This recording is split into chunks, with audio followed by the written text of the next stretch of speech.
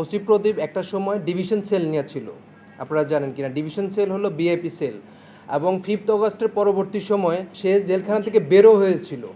কিন্তু পরবর্তী যখন বাহিরে আসার পরে যখন পাবলিক তাকে ধাওয়া করে, তখন সে আবার জেলখানায় ভিতরে চলে যায়। এই ঘটনাগুলো কিন্তু পাবলিকলি প্রকাশ করা হয় না। কারা মহাপরিদর্শক যিনি আছেন ওনাকেও আমরা প্রশ্নবিদ্ধ করতে চাই যে আপনি যে কারাগার পরিচালনা করেন সেই কারাগার থেকে কিভাবে একজন ফাঁসির আসামি সে বাইর হয়। এবং অ্যাট দ্য সেম টাইম আপনারা দেখতে পাচ্ছেন ওসি প্রদীপ কি দর্পণে তার হাতে হ্যান্ডকাপ ছিল না, সে নিজে খুন করেছে। এবং সে শুধু এই সিনহা হত্যা করে নাই, সে এছাড়াও কক্সবাজারে আরও হাজার হাজার মানুষকে খুন করেছে।